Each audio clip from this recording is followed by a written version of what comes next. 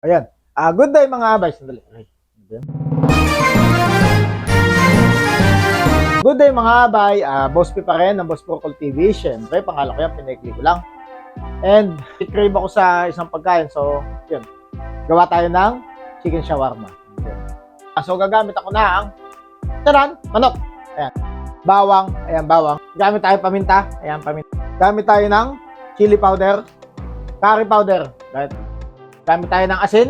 Ayan. Gamit tayo ng mantika. Talagyan natin ng konting umami. Ayan. Yogurt. Tanungin ko nga kayo, tama ba yung spelling nito? Yogurt. Tama ba yan? Mga ba, hindi mawawala ang lemon.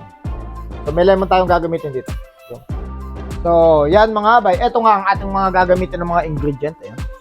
So, yan mga abay, ang mga ingredient na gagamitin natin. So, yan, yung manok. Yung mga ricado na yan. So, huwag na natin pahirapan mga abay. Ang shawarma ay any kind of meat o anumang klase ng karne na hiniwa ng manipes at sinangkapan at inihaw man yan sa baga o sa kawali o kung saan pa man na naluto ng medyo patuyo, ika nga, at inilagay sa tinapay at inilagyan ng mga kung ano-anong mga condiments o mga sarsa. Yun lang ang shawarma.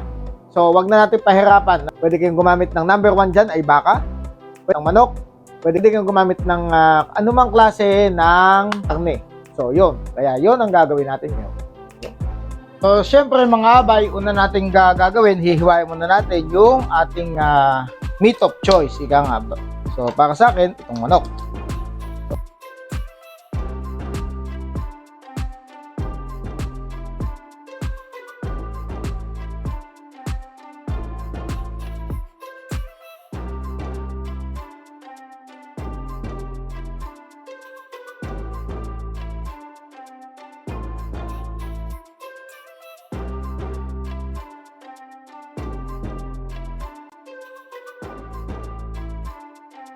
Tapos ang pitso. Number 1 na malaman, pitso. Natin yan. Siyempre, sabi ko nga, kung tayo lang kakain, huwag na natin pagkaselan-selan yung hiwa o kung paano mo ipiprepare. Kasi tayo lang din naman ang kakain yan. Ano yan? So, yan, lagyan natin dyan. Pwede na yan. O yun. Okay mga abay, nahugasan na natin to. So, susunod na natin yung mga ingredient. Pero syempre, i-roll muna natin yan para mas makatas siya. Yan, para malamog siya ng konti. Tapos, kuha natin. I-squeeze na natin siya dito. Dahil wala tayong squeezer nito. Yan, first, ganyan lang muna natin siya. Pigay mo. Yan natin ang asin. Sumulit, nakasara. Yan natin ang curry powder para may lasa-lasa ng konti. Yan. Lagyan natin ang paminta. Lagyan natin ang konting umami. Ang chili powder. Gusto ko medyo manghang, so ang kutsarang chili powder. Lagyan natin ito ng yogurt. Yan. Para lang may lasa-lasa siya. Mantika.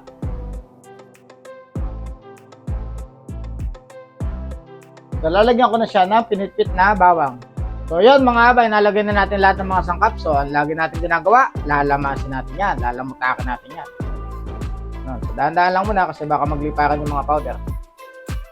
Yan. O, yan. Boss P, magaling lalamas yan. Tapan muna natin to at ilalagay natin sa refrigerator.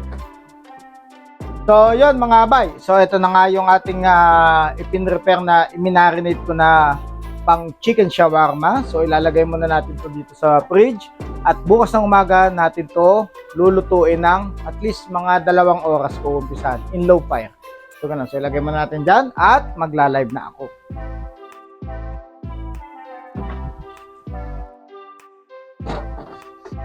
So, yan mga abay, nilagay ko nga muna to dito para siya ay mamarinate ng kaunti and bukas na natin to lulutuin. Yan. Yan. Tara, mag-live tayo. Good morning mga bay. So yan, babaan ko lang yan. Yan, pipirito ako nung gagawin ko, babaunin ko chicken shawarma. Ayan mga bay, mahirap bumangon sa umaga. Siyempre namin naman, pagod ang katawan. So, yan, tingnan natin to. Tingnan natin yan. Ito ay ipipirito na lang natin. Yan, ipipirito natin.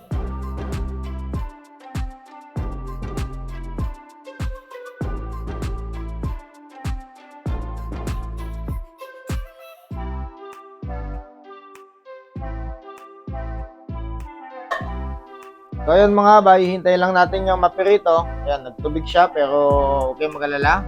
Tutuyo yan at matitira dyan ay puro mantika. So ayun mga bay, hintayin lang natin maluto yun. Ayan, habang hinihintay natin maluto yan, tayo ay mag-tatsaa at mag-aasikaso. So mga bay, ayan, kung nakita nyo ngayon, ito na itsura niya. So ayan na ang looks niya. Bay, ito na yung ginawa nating chicken shawarma plate. Ayan, na pinirito ko lang. Ayan, wala nang ka-arte-arte. So, ang gagawin natin is ihiwain ko lang siya ng bite size. Ika nga. Oops! Minagic. So, ayan na yung pinaghiwa-hiwa ko na piniritong manok. So, huwag na natin talagang pinirito ko lang yan. So, yun, kita-kita-kits tayo sa testingan kung ano ang lasa nito. So, yun mga bay, welcome dito sa opisina ko. And, opisina pala ng kumpanya. So, makikiupo lang ako. At, syempre, nakain tayo. Ito yung aking baon. So, ito abay, ang aking shawarma plate. Nasaan? Ayan. So, natatandaan nyo, gumawa ko niyang pipino na pahaba na pickles. So, ayan. Nilagyan ko siya dyan. So, ito yan na siya. So, ayan ang shawarma. Papalaman natin sa shawarma. And then, meron akong kubos. Natural. Yan, kubos. So, dito natin siya ipapalaman. Yun, kain tayo. So, yun mga abay, kakain tayo. Ayan. Kakain na ako ngayon. So, ayan, ito yung niluto ko. And, syempre, yung bias, kung ano lasa yan, yun nasasabihin natin. So, may natira akong yogurt. At itong yogurt na to, ang gagawin kong palaman din dito sa aking shawarma. Yan. So, wala kasi akong mayonnaise eh. So, yun na lang. Tama na yung yogurt. Okay na yan. So, syempre, baklasin natin. Boss. Mainit-init. Yan. So, ang gagawin natin, ile-layer ko lang siya dyan. So, una ito.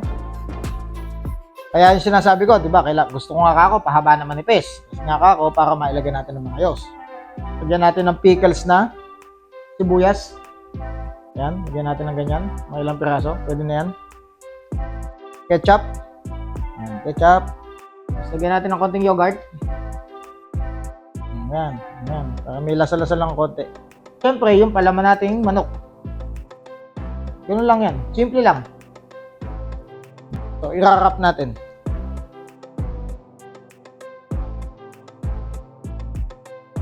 Yun. So, ito na ang aking homemade shawarma. So, ganyan lang. Pagkasya lang, ganyan lang talaga yan. Tirayan natin.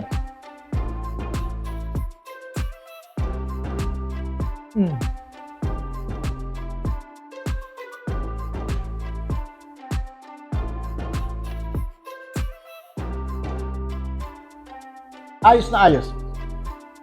Sakto lang. Pero, hindi makukuha yung katulad ng mga ibinebenta doon sa labas. Mga restaurant. Pero at least, nakakabusog at masarap.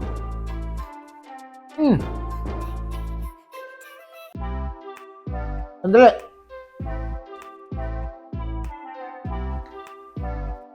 Magbabatian tayo. Wait lang. Okay mga abay, habang kumakain ako, siyempre magbabatian tayo. Wait, dito ko ilalagay. Yan, sa gilid. Yan. Yan. Mega loud shoutout kay Boss Beam, kay Boss Rick, kay Ninang Janet, Galvan Salazar of Montreal, Canada, kay Mr. Re, kay Miss Jubes, at kay Kuya Louie. Yan, yun. Kain tayo.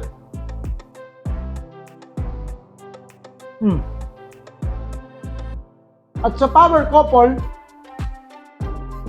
Tito Mons, Tita Mads, at kay Bossing Clumsy at sa kanyang may bahay na si Miss Imo. Okay. Just Life Japan, Miss Glenn Dallens, Abay Exploring World at kay Abay Bornebol. Hello din kay Miss Chichay ng Team Ohio dyan sa USA, kay Mimi Bear at sa kanyang kakambal, kay Miss Love Nami, kay Kapitana Oishi, hello sa'yo, Kapitana. Kaya sa bago kong kadikitan na nagpe-pet vlogging, ayan, iyan niyo, panoorin niyo. Kay Miss LG Shiro Vlog, hanapin niyo po yan. Of course, kay Mayordomo ng Paris at sa kanyang pamilya dyan sa over there in Paris, France. Hello po sa inyo. Also kay Mamila Bix Vlog, ayan, hello sa'yo, Mamila. And, ayun, sa mga, ayan, mga nag-support pagdating sa pagkanta, kay Sir Lee the Mentor, hello po sa'yo. Kay Sir Dapper PH, hello po Sir Dapper. At sa kanilang mga regular na kasama, kay Pretty Mel, hello po, Pretty Mel. At kay Madam Crisilda Whitey, hello po sa'yo. At syempre, ayun, Kaya Mahalan, ayun. Kaya Mahalan, ayun. Syempre, kain muna ulit tayo. Gusto ko na kayo lasa sa kanilang ng asim ng kalamansi o lemon sa kanang bawang. Ang sarap siya. At may galot shoutout pala kay, hindi ko masabi kung miss o sir, Mahal, number 22, ilang-ilang. Yun. Ng Switzerland. Yun, baka naman yung mga tag-viewer natin dyan, saka Victorinox. Huwag mo kakalimutan si Boss P. Ito, sasandukin na natin ito ngayon.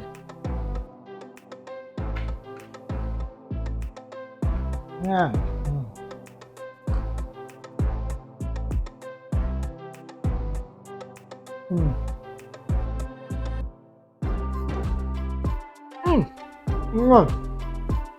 Sarap.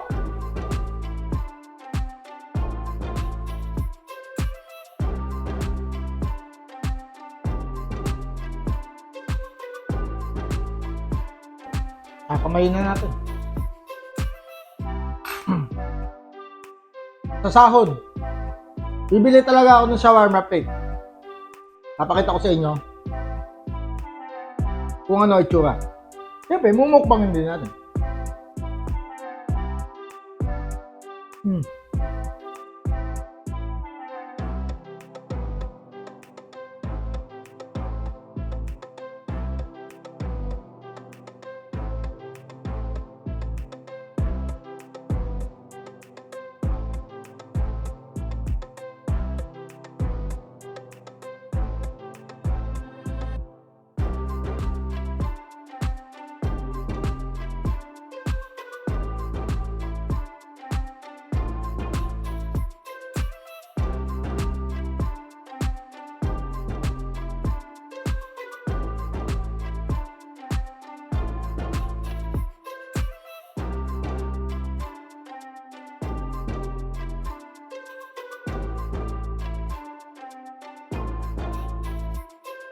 Gusto na.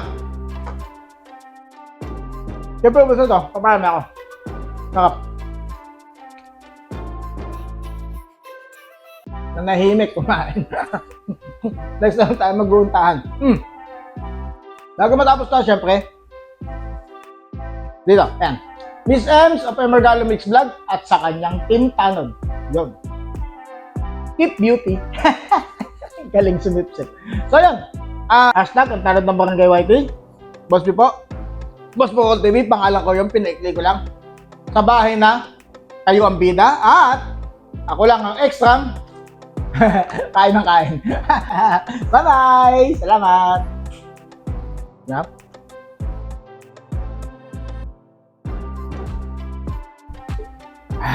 Sarap. Bye-bye!